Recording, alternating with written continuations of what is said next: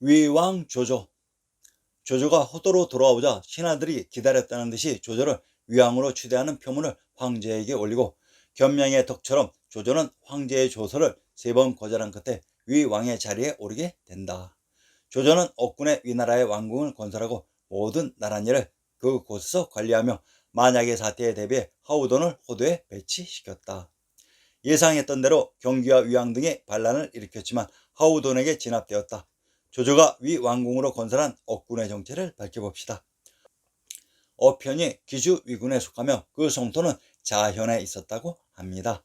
자현과 자주는 동일한 지명을 다르게 표시하는 방식입니다. 평안도 자산의 군명을 문성태안 자주라고 합니다. 황해도 문화의 군명을 문성유주 희령 골구라고 합니다.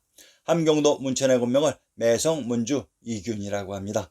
평안도 자산의 군명이 자주로 평안도 자산 황해도 문화 함경도 문천은 문성과 문주의 지명이 일치되는 곳으로 조조가 천하의 중심인 천조인 비단금자의 금성이 있었던 곳에서 위윗 상국의 위왕으로 있었던 것입니다. 송도왕 유비. 금강산과 한라산 자락의 한강요역의 형주인 고양, 덕양, 요양을 기반으로 했던 유비는 지리산 자락의 창녕, 안동인 송도를 장악하면서 제갈 공명과 본제는 송도에 머무르며 관우를 형주에 잔류시키고 그것을 지키고 있었습니다. 관우의 최후. 관우가 형주의 번성에서 우금을 사로잡고 방덕을 참했다는 소식은 업성의 조조에게 전해진다. 이때 조조의 책사 사마이가 등장해서 동호와 손잡고 형주의 관우를 공격하면 좋은 결과가 있을 것이라며 조조에게 진언하며 조조는 이에 따르게 된다. 조조의 제안을 받아들인 송건은 이름이 널리 알려진 여몽을 제외시키고 신출내기인 육손을 전선에 투입하면서 관우의 방심을 불러일으키게 된다. 이에 관우는 주력 부대를 모두 번성으로 이동시키고 그곳에서 일전을 준비한다. 한편 동호의 군사들은 상인의 복장으로 가장하여 형주로 연결되는 봉화대를 점령하면서 통신을 두절시키게 된다. 형주가 여몽에게 함락당하고 공안 땅의 부사인 장군과 난군의 미방도 적들에게 항복하는 최악의 상황으로 치닫고 있었다. 가까운 상용 지역에 있던 유비의 양아들 유봉은 맹달의 말을 듣고 구원병을 요청하러 사지를 뚫고 온 요하의 청을 거절해서 요하는 다시 필마단기로 송도로 향하고 있었다. 참으로 안타깝도다. 신출내기 육선의 등등에 방심한 형주의 간호군이 연전연피하며 위기로 치닫고 있었습니다. 맥성에서 농성 중인 관우는 날이 갈수록 줄어드는 군사일수에 애를 태우면서 동우의 사신으로 온 제갈근의 항복 요청을 단호하게 거절하였다. 이제 방법은 단 하나, 맥성을 빠져나와 송도로 가는 길뿐이다. 주창과 왕부에게 맥성을 맡긴 관우는 아들 관평과 함께 남아있는 군사를 이끌고 서천으로 향하고 있었다. 그러나 여몽의 계략에 의해 함정에 빠진 관우와 일행은 사로잡혀 포로가 되고 불귀의 객이 되었던 것이다. 때는 219년 10월 58세의 나이에 관우는 세상을 떠났던 것이다. 관우가 죽자 그의 적도마는 마충에게 내려졌지만 관우가 죽은 후로는 아무것도 먹지 않던 적도마는 결국 굶어 죽고 관우의 부장이었던 맥성의 왕부와 주창 역시 관우의 죽음을 알고 뒤따라 자결했던 것이다. 자, 이로써 형주는 오나라의 영토가 되고 금강산의 개성, 평양과 관중의 한양장안, 낙양을 중심으로 한 위나라의 조조와 금강산의 남부, 금능, 단양, 고양, 양양, 강릉을 기반으로 한 오나라의 성권과 지리산 둘레의 송도와 사천을 기반으로 하는 유비의 나라로 삼분되었습니다. 유비가 있었던 송도는 촉이 아니라 관중의 한양장안의 중심이 화양인 촉이라고 했습니다. 통곡의 서천과 영웅 조주의 최후. 관우의 죽음으로 서천은 온통 슬픔에 잠겨 있었다.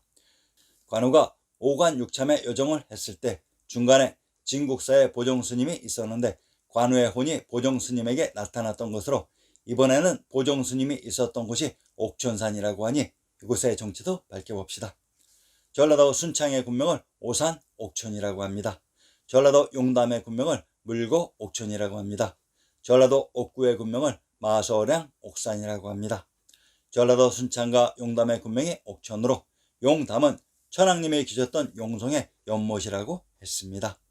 보정스님이 금강산인 진국사에서 이번에는 지리산 자락의 옥천산에 계셨던 것입니다. 성도와 사천이 유배에게 떨어지고 대동강 맞은편 금강산의 옥군에 있었던 조조는 위험을 느꼈는지 낙양으로 도읍을 옮긴 조조는 황제가 되라는 신하들의 청을 거절하고 한 왕실의 신하로 남기를 바랬다. 흘러가는 시간은 아무도 막을 수 없는 법. 쉼없이 달려온 영웅 조조, 그에게 영원한 영면이 주어졌으니 그의 나이 60여 시대의 영웅 조조는 낙양인 경주에서 숨을 거두게 됩니다. 한 나라의 최후, 위고조 조비. 조조의 들을 이은 조비는 형제들이 반란을 일으킬까봐 경계하고 있었다. 선 왕의 장례식 때 오지 않은 조식과 조옹에게 사자를 보냈지만 조옹은 목을 매 자기를 했고 조식은 술에 취해 사자를 혼쭐내어 쫓아내니 조비가 대노하여 호절을 시켜 조식의 일가와 일당을 모두 잡아들이게 한다. 이에 화흠이 조비에게 제안하니 조식은 문장가로 그에게 7걸음을 걷는 동안 시 한 수를 짓게 하여 그것을 해내면 사면하고 그렇지 못하면 응징하는 것으로 절의하였다. 시제는 형제로 하되 식구의 형제란 말이 들어가서는 안 된다. 이에 조식은 곰곰이 생각하더니 발걸음을 옮기면서 콩을 삶는데 콩깍지로 불을 떼니 콩은 가마솥 속에서 우는구나. 원래는 한 뿌리에서 생겨났건만 어찌 이다저 심히 복가되는가. 이 식구를 들은 조비는 감탄하며 조식을 죽이지 못하고 벼슬을 낮추어 발령하였다. 한고조 유방이 소초평 항우를 누르고 건국한 한나라였지만 조비의 명을 받은 신하들은 황제 헌제의 왕위를 위왕께 선양하라는 요구를 끊임없이 밀어붙이니 헌제도 어찌할 수 없었나 보다. 위왕에게 조서를 내려 수선대에서 옥세를 내리고 제1을 선양하니 이로써 한나라는 막을 내리게 되었다. 국호가 대위인 이유는 조비가 위나라를 기반으로 한나라를 멸했기 때문에 국호가 위나라가 되는 것은 조대명의 기본 원칙으로 황위를 선양한 헌제는 사냥공에 봉해져 산양으로 향하던 중 살해당했다고 합니다. 황제 유비와 장비의 죽음. 조비가 황제의 제위에 올랐다는 소식은 성도에도 전해져 제갈량도 유비에게 황제의 지위에 오를 것을 거듭 요청하였으나 뜻을 이루지 못하고 있었다. 이에 제갈량은 몸져 누운 척했고 제갈량의 거듭된 요청에 유비가 수락하니 221년 장무원년 천지신명께 고안하니 61세의 유비가 황제가 되었던 것이다. 낭중을 봉지로 가지고 있었던 장비는 관우의 죽음 이후 술로 나날을 보내고 있었다. 황제가 된 유비는 관우를 죽인 동호를 공격하라 했으나 제갈량과 모든 대신들은 동호가 비록 밉지만 조비를 먼저 공격해야 한다고 의견이 분리되어 있었던 상황이다. 이때 장비가 유비를 아련하고 동호 공격을 주창했던 것이다. 한편 낭중의 진중에서 장비의 무리한 명령을 수행하지 못한 번관과 장달은 장비에게 태형을 당하고 이에 대한 안갚음으로 술에 취해 잠든 장비를 난도질하고 도주하니 장판교의 영웅 장팔사모의 주인공은 그렇게 허무하게 역사 속에서 사라져갔던 것이다. 일흥 전투. 자, 진열을 정비한 유비는 관우의 복수를 위해 유비는 오반 풍습 등을 선봉으로 삼아 오 나라의 형주로 진격을 시작해 육손, 이, 유아 등이 지키는 무성과 자기성의 이 등을 격파하여 함락시켰다. 자기의 본영을 설치한 유비는 장무 2년 정월 오반 지식 등에게 먼저 수군을 이끌고 이릉으로 나아가게 했다. 송건으로부터 정군을 위임받은 육손이 이들을 상대하는 동안 유비는 자신이 본대를 이끌고 육로로 진군할 생각이었으나 육손이 이 의도를 눈치챘기 때문에 작전은 계획대로 되지 않았다. 222년 봄부터 유비는 다시 공세를 펼쳤다. 유비의 기세에 육손의 오나라군이 밀려 이릉성으로 후퇴하여 포위되게 되었습니다. 유비는 승세를 타고 효정으로 진군하면서 마량을 만족에게 보내어 이들을 회유했고 여기에 사마가 등이 호응의 오나라와의 전쟁에 참전했다. 그러나 육손이 요새화한 진영에서 수비로 일관하며 척군의 도발에 응하지 않자 전선은 교착되었고 척군의 사기도 점차 떨어졌다. 상기의 지명 중 무승의 정체를 밝혀봅시다. 평안도 성천을 인용합니다. 택리지의 평양 동쪽은 성천부이다. 곧 송양 왕국이 있었는데 주몽에게 합병된 지역이며 고을 관하는 강가에 있다. 광해군이 임진왜란 때 종묘사직의 신지를 받들고 부징에 와서 피난하였다. 광해가 임금이 되자 부사 박엽을 시켜 객관 옆에 강선로를 크게 수리하였다. 누각이 300여 칸이나 되고 지음새가 굉장하여 팔도의 누각 중에 으뜸이라고 쓰여 성천은 평양의 북동쪽에 있다. 성천의 진산에 대해 신증동국 여지스남에서는 성천부의 진산은 부의 동쪽 팔리에 위치한 거막산이다. 좌우의 낭떠러지가 검같고 학같이 생겼으므로 그렇게 이름 지었다고 기록하였다. 또 12봉우리가 옹기종기 모여 있는 것 같은 홀고 사는 사람들은 무산 12봉이라고 부른다.